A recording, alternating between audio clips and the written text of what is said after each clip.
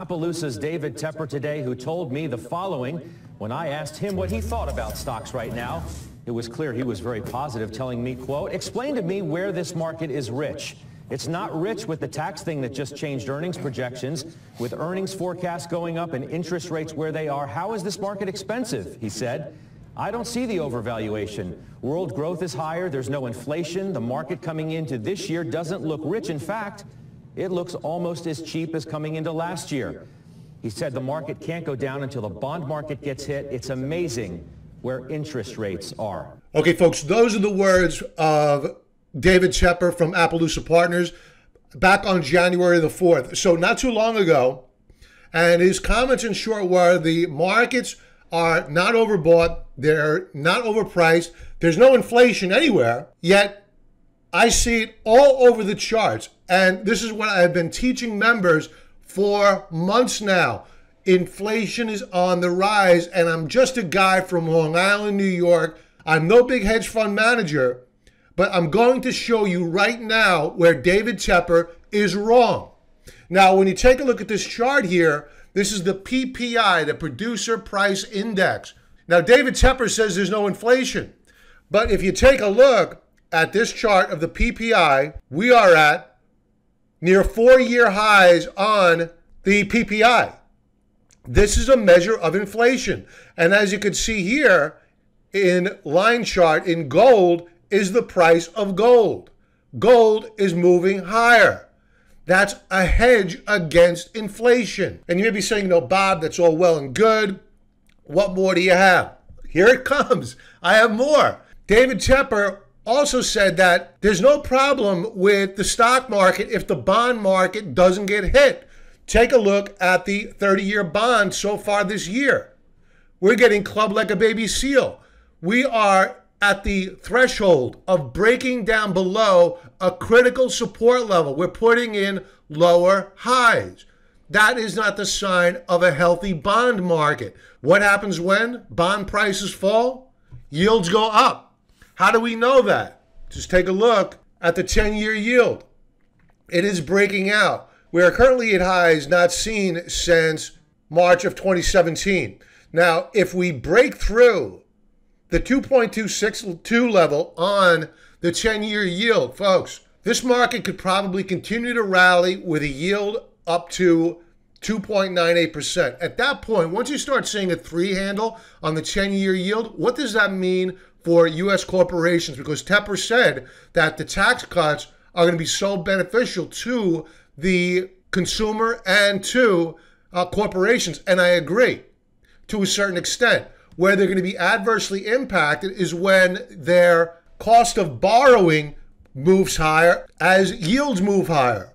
Now, the tax cuts fade away for the individual over the course of the next several years. They're permanent for corporations. But what's the health of the average consumer right now? Let's take a look. Here is a chart of consumer confidence versus the savings rate. This is posted on Zero Hedge. I'll link to it if you're watching this on the website. And you can see that consumer confidence is at multi-year highs. We're not at the dot-com bubble highs in 2000, but we're rapidly approaching it.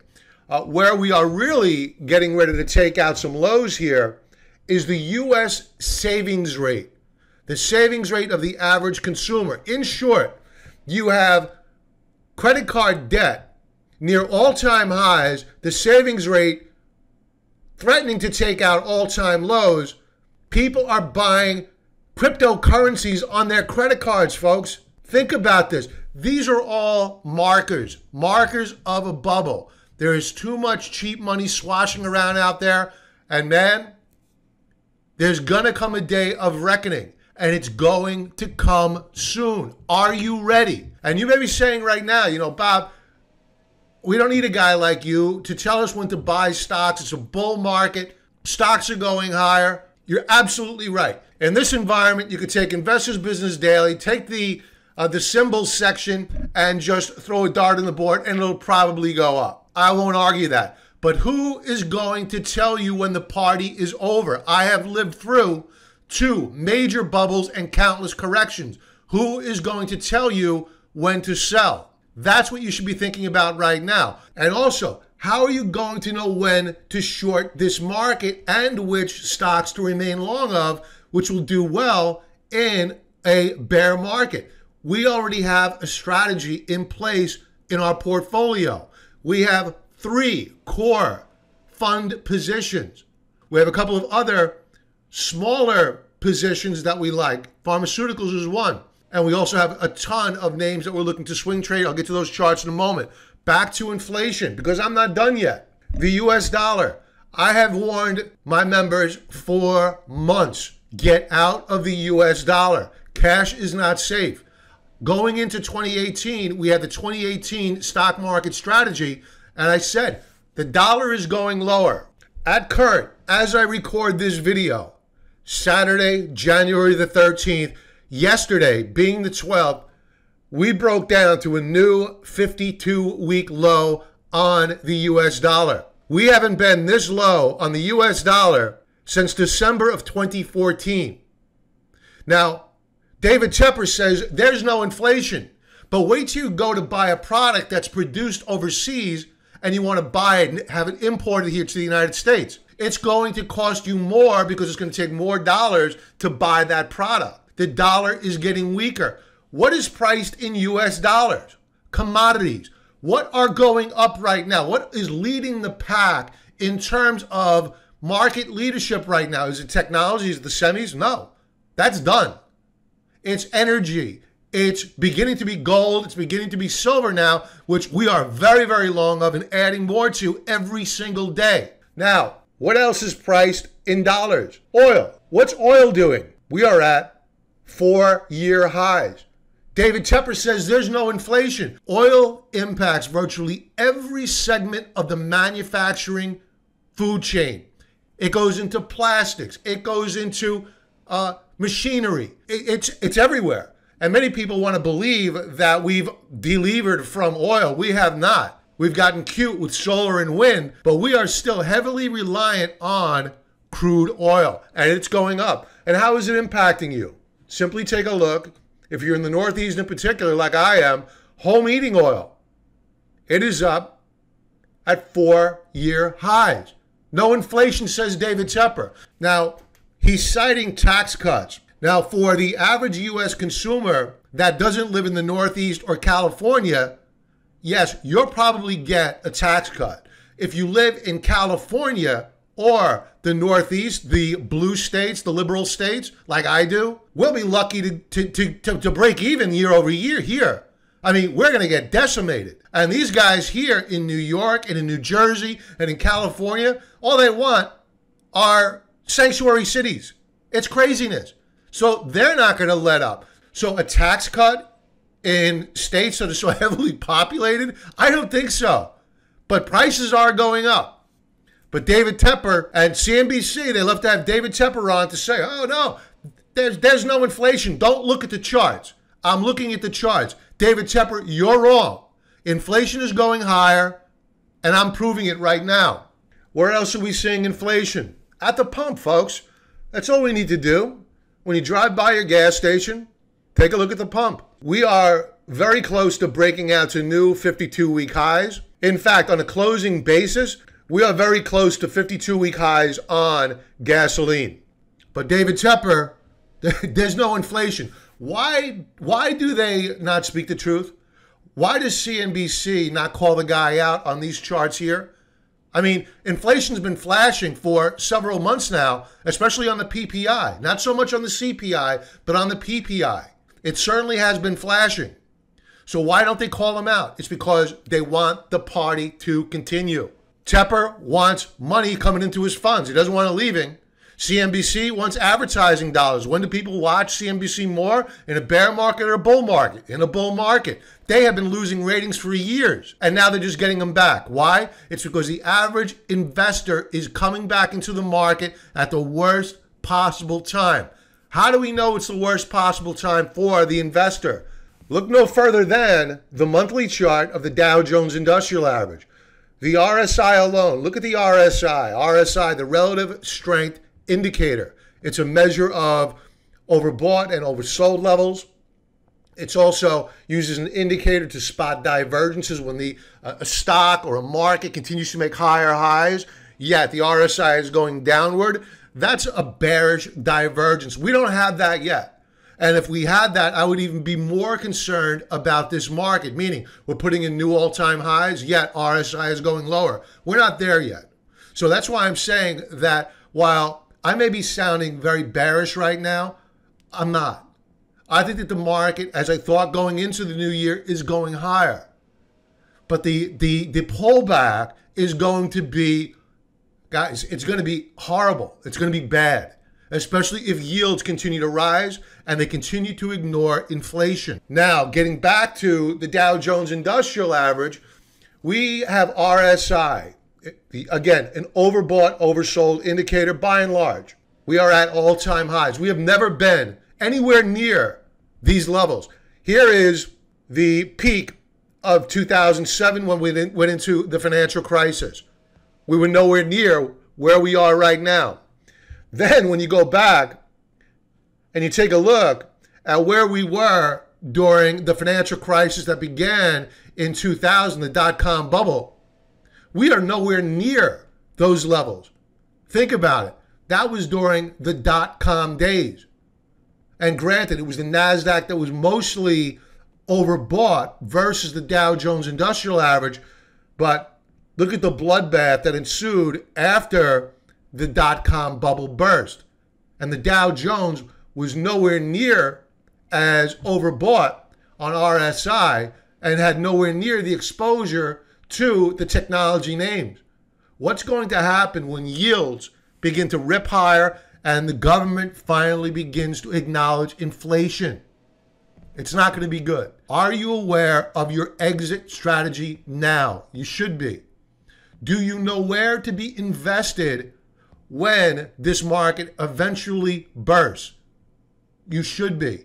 Do you know how to short this market, and do you know how to use the charts to time when is the best time from a risk-to-reward perspective to begin shorting this market? Those are the questions that you should be asking yourself, because when this market goes, there goes a psychological hurdle that people go through. And you have a massive amount of hope. And hope just doesn't disappear overnight. We're going to get a correction in the market. But as with every other correction that we've seen, however minor it's been over the past year and a half, 2 years, people have bought that dip. So that psychology is not going to go away. It's when we rally back and then we fail to take out new highs and people are still in there, buy. You're going to see signals on the charts. And those signals are going to indicate that you have funds, hedge funds, mutual funds, pension funds, pulling their money out of the stock market. Yet the small investor, they're going to keep cheerleading the market higher, meaning the talking heads on CNBC, Bloomberg, the financial media elite, they'll be cheerleading the market because they want those advertising dollars, right? So they will keep the small investor running into the market all the while, like they've done throughout history. You will have the big institutions selling into what they like to call the dumb money. Don't be the dumb money. Learn to use the charts. Now, before we get to the charts, I'm going to go over. You may be asking, how was our week last week? What'd you put profits in, Bob, last week? I didn't book any profits. I think my stocks are going higher. I'm going to hold on to them. Did I take any losses? Nope. It was a great week. In fact, I could close out my year so far this year, and I will probably, by the end of the year, will have beaten the average hedge fund manager. But I'm not, because I think that we are at the beginning of a major bull run in several sectors. Members will be talking more about those sectors on the week ahead commentary coming out Sunday, which is tomorrow. That only goes out to members. It will not be posted publicly. Now, just to finally recap what I've been talking about so far in this video, which is a big tirade on my part, and I freely admit it. But if I can help as many people not get clubbed like baby seals when this market goes, I'm all the better for it. What the news media wants you to believe, what the politicians want you to believe, is that the stock market is the economy. It's not. The Atlanta Federal Reserve after the tax cut deal just passed, it's now law. Just last week, the Federal Reserve, which had GDP well above 3%, just downgraded GDP growth to below 3%, while the stock market is at all-time highs. You had initial jobless claims last week, which rose above average. You have what they quote as the 4.1% unemployment rate, which they pretend is real. It's not real. It doesn't take into account people who have stopped looking for work or people who are working two jobs. They count a part-time job as a full-time job. You need to pay attention to the U6 number. They quote the U3 number. The U6 number is posted by the Bureau of Labor and Statistics. That's the all-in number. And the unemployment rate is a lot higher than what it is as measured by the U3 number. Don't let them take up parking space in your head. That's what they're trying to do. Don't get lured into a false sense of security, because what happens when they succeed in doing that is this. You buy here and you sell here. Don't let that be you. Because I can guarantee you one thing, it will not be me. And for the members who listen, it will not be them. Let's get to the charts that we're looking at to trade this coming week. And despite how bearish I'm sounding right now, I don't have one stock I'm looking to short right now. Not one. I'm looking for an opportunity to short the market. It's not here yet. Now, am I saying to go sell your stocks on Tuesday? No way. The blow-off is where all the money is made. Just raise your stops. That's it. Let the market take you out. Use a trailing stop loss order. Have a great time. Because when it goes, remember, it's not going to be pretty. All-time highs on RSI. Let's take a look at the NASDAQ comp. Here's the dot-com bubble. Back here. We are above it now. Think about that. This is what became of the NASDAQ in the dot-com bubble. This is what became of the NASDAQ in the financial crisis. History repeats itself, folks. That's why I use charts. All right, so now what we're going to do is we're going to segue into best stock charts for the coming week. I'm going to go over all of these names in sequence as I have listed on the website. So if you're watching this on the website, just take a look. I have all of the symbols listed in sequence because I have a lot of them to go over. If you're watching this on YouTube, go to the video description area below and I have them listed there. If you want to save time and pop around, that's fine. Members, I'm going to narrow down these symbols to only a few. I'm going to go over them tomorrow on the week ahead commentary, only going out to members. On the week ahead commentary, we're going to talk about the health of the overall market. That's part one of the week ahead commentary called Market Pulse Check. Part two is a review of our positions. How are our positions doing? If they're strong, will we be adding to them? If they're not doing well, what's our stop loss? What's our exit strategy? And the names that I go over now will go over in more detail, meaning I'm only going to go over the weekly charts for higher level view purposes on best stock charts. For tomorrow's purposes, for the week ahead commentary, I'm going to narrow down the list.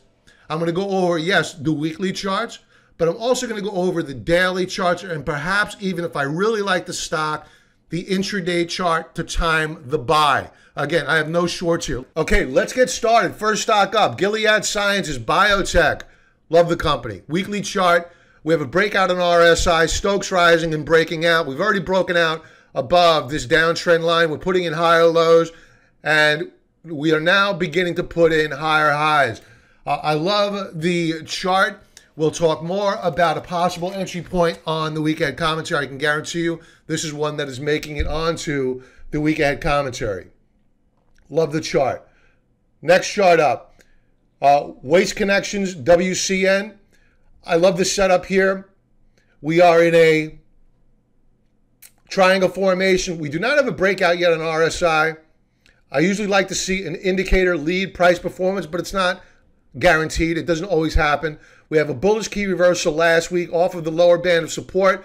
We have, I love the chart. We have higher lows being put in, a beautiful consolidation. The longer the consolidation, the better the validation of the breakout. So I love this setup here. Members, more to come on WCN, Granite Construction weekly chart. We're struggling to break out here. Very close, an interesting play. We are respecting the lower band of support. We rallied off of it last week. We actually broke out above several weeks of resistance. Now we're at a key resistance level at 67.26. Where did we close? 67.15. Very close to a breakout here. Not quite. We'll be watching it though. Fuel Cell Technology weekly chart. Double bottom setup and rising RSI. Stokes, double bottom setup and rising. No breakout there yet. Price looking strong with higher lows. Very close to a breakout point, but not yet. Okay, so we want to wait for breakouts. We want to make sure that this stock, which has been a long-term downtrend, is not giving us a head fake. So how do we know that this is not a head fake? We want to see higher highs on a closing basis. I'm using a weekly chart. I want to see it close above resistance on a weekly basis. We're not there yet. Close though. Columbia Banking. I spoke about this chart a few weeks ago. I think it was back here. And I said, buy the breakout. Now I was into other trades, so I didn't buy this stock. But if you would have bought back down here at around 38 bucks per share, you'd be up nearly, well, it was up 10 bucks at the highs, but you'd still have a great profit in this trade. I think that in all probability, we are going higher on the banks. Why? NIM. It's an acronym. Net interest margins. When yields rise, the banks make more money on their loan products. Glacier Bancorp, another bank. Now, am I going to buy all these stocks I'm going over? No way. But my members, they watch these videos and they want me to track them for them. So for the gold members, what I do is I have stock chart request. And that's where they enter their symbols and I go over the symbols. If they want me to go over the GPCI 2 weeks from now, even though I didn't buy it, I'll go over it for them. It's part of their membership. So I digress. So GBCI, double bottom setup, respecting the lower band of support on RSI. Stokes, I don't like them, to be honest with you. I have an arrow here because I'm waiting for a hookup. We're not seeing evidence of that yet, but we do have a breakout on a weekly basis. But we have resistance immediately above. So will these buyers back here sell to get made whole? I don't think it's going to be a big, difficult problem because you don't have historical resistance beyond these highs here. And you don't have such a significant pullback on the shares that people are worried about getting their money back. They're confident. I think that this stock is moving higher longer term. I don't think the overhead supply is going to be that much here. Jazz Pharmaceuticals, another pharma play. Weekly chart, massive breakout last week. We were up 10.77% on the week. We had broken out. This is why I always teach members how to use RSI. The RSI broke out here in November. You had an indicator telling you back in November, hey, keep an eye on this stock. Maybe not buy it, but keep an eye on it at least. And if you were watching it, you would have seen that it was retesting the breakout point while it was consolidating. You could have bought it here with a stop right below 130.15. If you wanted to give it some room, use a stop right below 28.58 and let the market take you out. And if you did that, if you watch the indicators, and the stochastics weren't giving you a warning flag, they just broke out last week. But if you were watching RSI, you would have had a massive profit already, right? And you would have had limited risk when you opened up your position. Now, given my bullish comments about Jazz Pharmaceuticals on a weekly basis, is it time to go buying it on Tuesday morning? Absolutely not. Why? On a daily chart, I'm not going to go over it now. I'm going to go over it with members on the weekend commentary. The daily chart is very, very extended. You're going to get a pullback. How do I know you're going to get a pullback? You always get a pullback, right? And you may be saying, Bob, if you're saying on a weekly basis it's going higher longer term, why not just buy it on Tuesday?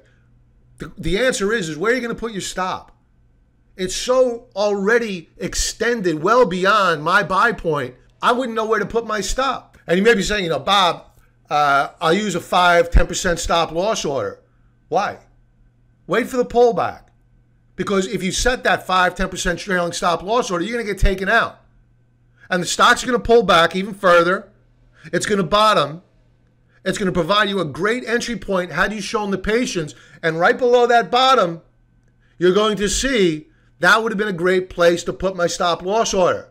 and then move the stop loss order up higher as the stock makes new higher highs, pulls back, puts in a new higher low, move that stop loss order up. That's the name of the game. Don't get excited about stocks. Emotion destroys portfolios. I've seen it way too many times. So Jazz Pharmaceuticals, I'm very long-winded here. I like it. Longer term, let's wait for the pullback. More to come. All right, let's go to OFG, Oriental Financial Group. Never heard of them. I assume they're in finance. I love the sector. I think that all these stocks are going to do well, even if they're junk. I don't know what this company does. I'll do more research before I put a buy order in on it. So let's begin with RSI. We're putting in higher lows. We have a nice base formed, a cup handle. I think we're breaking out higher. We have broken out of a downtrend channel, but the path of least resistance hasn't changed yet. And you may be saying, what do you mean? You just said that it broke out of a downtrend channel. Yeah, it did that here too, back in July of 2017, and then it failed, right? Because what didn't it do? It put in higher lows, but it couldn't put in higher highs. Where are we right now? A far more sound of a base to break out of, no doubt about it, versus July, okay? No doubt about it. I love the setup here. But what we need to do is, it's great that we put in a higher low, but now we need a higher high. We need to see that the path of least resistance has now changed from down to up. I think it's going to happen. So I like this chart. I'm not ready to go buying just yet, but very soon, quite potentially. I just need to do more due diligence on the stock before I got involved. Members, more to come on this one. Chesapeake Energy. Okay, so going into 2018, I shared with members, I had several sectors that I really like. Energy being one of them, emerging markets being another, precious metals. All of them this year are ripping through the roof. So right now, I'm validated on those calls. The year is very early. I could be wrong by the end of the year. It all depends about when I stop out. So I'm very bullish on energy. Now, Chesapeake has been in a downtrend channel since it peaked out in December of 16. We put in a low in August, then put in a undercut double bottom in October, then a higher low in December. So far this year, we are breaking out above this upper band of resistance. So it's fair to say that the path of least resistance on Chesapeake is now to the upside. Is it time to buy? We need to take a look at the daily and intraday charts. Members, more to come on the week ahead commentary. Love the breakout in RSI. Love the breakout on Stokes. Looking good on a weekly higher level view. Okay? So while the macro picture is strong, we don't know whether or not it's time to buy yet. We need to do a deep dive. More to come, members. Kirby Corp, KEX. Great chart. So what are we looking at here? What's the story? We have a chart that has a very sound base. In fact, I could use a monthly chart to really illustrate this because we've been consolidating so long. The chart's a bit noisy. We'll come back to this chart. For giggles, let's just go to a monthly chart really quick. I'll illustrate what I mean. Okay, so here is where we peaked out September of 2014. Big time bear market. We bottomed in January of 16. We rallied, put in a lower high, pulled back. Something strange happened, okay? A good thing. We put in a higher low. We have not yet broken out above this pivot point at 73.25 on a monthly basis. Now at current, take it easy. I know it closed at 74.80, but the month isn't over yet if you're judging your buy off of a monthly chart. We're midway through the month. Remember that.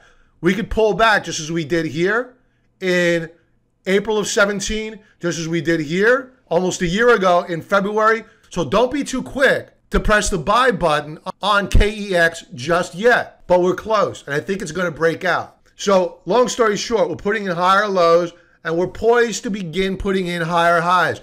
Technically right now, in my book anyway, we're still in a downtrend. The bear market on KEX has yet to end. but I think it's coming to an end fairly soon. So let's go back to the weekly chart. Now, on a weekly chart, you could challenge me. You could say, Bob, you know, on a weekly basis, we closed above that pivot point you just mentioned.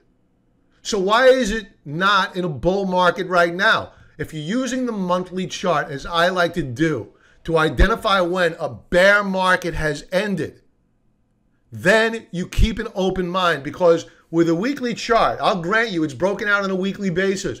We can always pull back. And if this breakout point, when tested, fails and we break back down into this trading range, you will be begging for a mulligan on this trade, all right? You don't want to see a breakout point failure on this stock. So patience.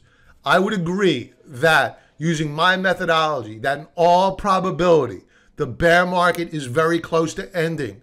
I'm not ready to commit yet. Close, but no cigar. Members, more to come. I do like this chart. Let's talk more about the weekly chart, because there's a good story to be told here. So we have higher lows on stochastics, very good stuff. We have RSI, which is validating the breakout on price. Really good stuff. We're making higher lows, higher highs, everything that you want to see. Really good stuff. Volume, beautiful volume last week. Institutional demand, exactly what you want to see. Ultimate oscillator broke out as well. I like KEX. Members, more to come here on KEX. The next chart up is tile interface. Okay, so beginning with this chart here, it's really good stuff. We have a bullish key reversal on the week. We have a clear support level below. We are at resistance. One might argue that we closed above it. This descending line connecting the prior high to the most recent high, we closed right at that prior high. Our stochastics, they are rising on a weekly basis. RSI is also rising, validating the move higher.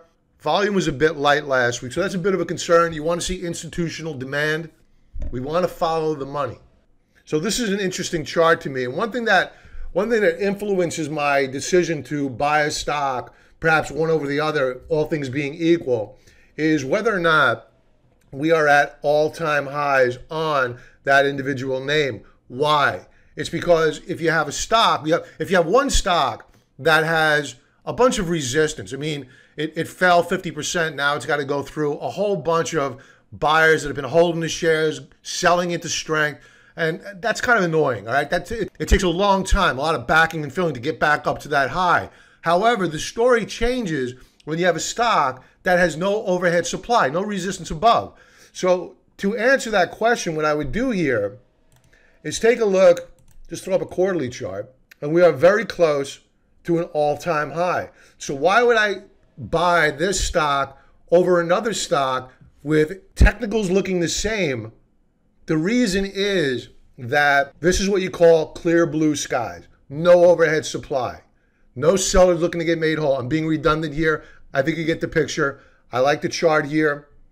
This is one that we are very interested in. I need to do more research, a deep dive into the charts. Members will talk about this one on the week ahead commentary, and we'll do a little bit of fundamental analysis as well. The next chart up, this is more of a spec play, OTC stock, TPLM, Triangle Petroleum Corp. I like to do these trades, especially with the farmer names, because they can move so fast. So on a weekly basis, we've broken out on a weekly basis on RSI and on price.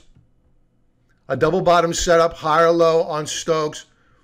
Looking good. Volume rose, but was still well below average last week.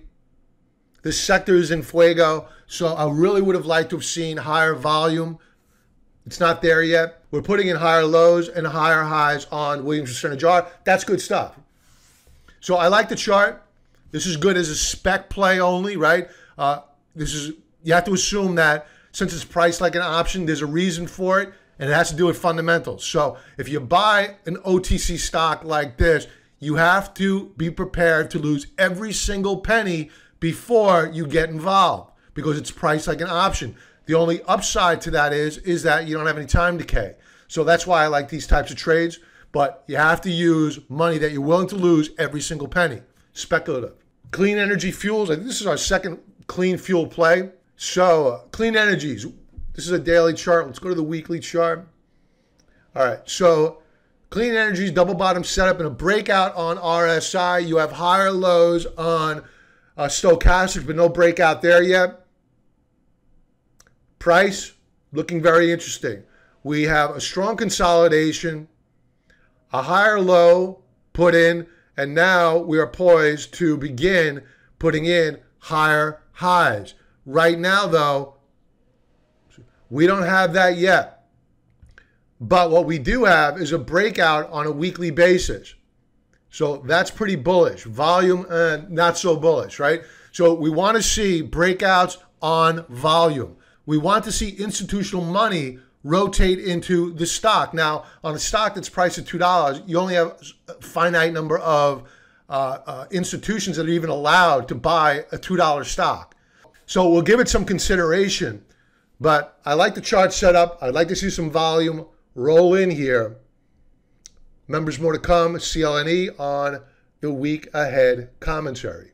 Costco weekly chart. I go to Costco all the time. I love the place. It's just great. I love it. Weekly chart. Bullish key reversal on the week. We have RSI rising. Stokes are rising. No breakout yet. Volume about average.